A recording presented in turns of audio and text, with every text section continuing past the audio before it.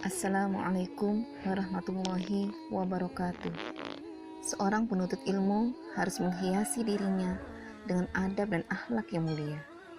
Dia harus mengamalkan ilmunya dengan menerapkan akhlak yang mulia, baik terhadap dirinya maupun kepada orang lain, agar ilmu yang dia dapatkan menjadi berkah bagi dirinya juga bagi orang lain.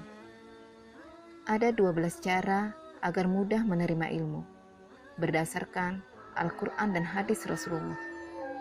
1. Mengikhlaskan niat dalam menuntut ilmu. Dalam menuntut ilmu, kita harus ikhlas karena Allah Subhanahu wa Ta'ala. Dan seseorang tidak akan mendapatkan ilmu yang bermanfaat jika ia tidak ikhlas karena Allah.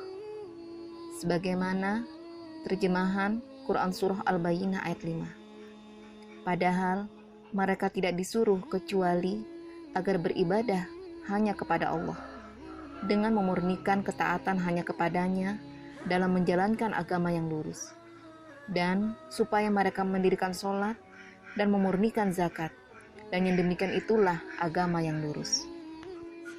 Rasulullah Shallallahu Alaihi Wasallam bersabda, barang siapa yang menuntut ilmu syar'i yang mestinya ia lakukan untuk mencari wajah Allah dengan ikhlas, namun ia tidak melakukannya melainkan untuk mencari keuntungan duniawi, maka ia tidak akan mendapatkan harumnya aroma surga pada hari kiamat.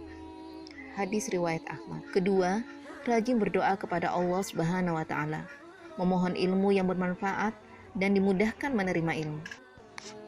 Rasulullah Shallallahu Alaihi Wasallam menganjurkan kita untuk selalu memohon ilmu yang bermanfaat kepada Allah Subhanahu wa Ta'ala dan berlindung kepadanya dari ilmu yang tidak bermanfaat. Sebagaimana hadis yang diriwayatkan oleh Ahmad, Ibnu Majah, dan Ibnu As-Sunni yang artinya, ya Allah, sesungguhnya aku memohon kepadamu ilmu yang bermanfaat, rizki yang baik, dan amal yang diterima. 3. Bersungguh-sungguh dalam belajar dan selalu merasa haus ilmu. Dalam menuntut ilmu yang bermanfaat diperlukan kesungguhan. Tidak layak para penuntut ilmu bermalas-malasan dalam mencarinya.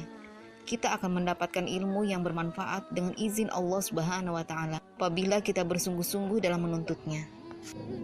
Rasulullah Shallallahu Alaihi Wasallam bersabda, 2 orang yang rakus yang tidak pernah kenyang, yaitu orang yang rakus terhadap ilmu dan tidak pernah kenyang dengannya, dan orang yang rakus terhadap dunia dan tidak pernah kenyang dengannya.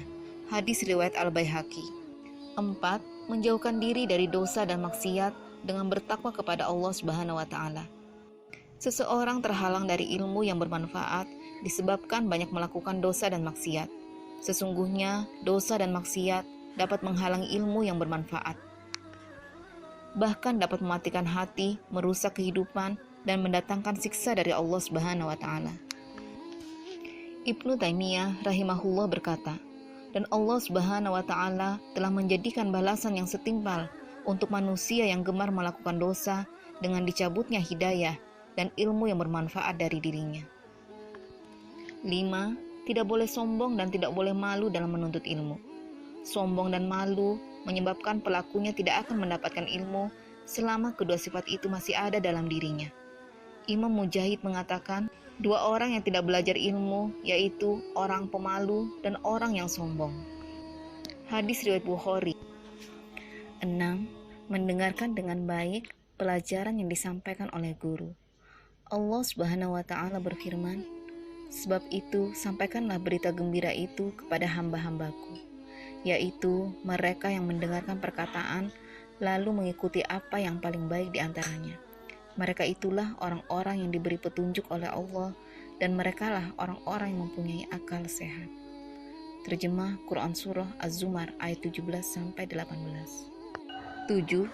Diam, memperhatikan ketika pelajaran disampaikan. Ketika belajar dan mengkaji ilmu, tidak boleh berbicara yang tidak bermanfaat, tanpa ada keperluan, dan tidak ada hubungannya dengan ilmu yang disampaikan, dan tidak boleh mengobrol. Allah Subhanahu wa Ta'ala berfirman, dan apabila dibacakan Al-Quran, maka dengarkanlah dan diamlah agar kamu mendapat rahmat. Terjemah Quran Surah Al-A'raf ayat 204. 8. Berusaha memahami ilmu yang disampaikan. mencari tempat duduk yang tepat, memperhatikan penjelasan guru, dan bacaan murid yang berpengalaman. Bersungguh-sungguh untuk mengikat atau mencatat faedah-faedah pelajaran. Tidak banyak bertanya saat pelajaran disampaikan, tidak membaca satu kitab kepada banyak guru pada waktu yang sama, dan mengulang pelajaran setelah kajian selesai. 9. Menghafalkan ilmu yang diterima dan mengulang-ulang membacanya.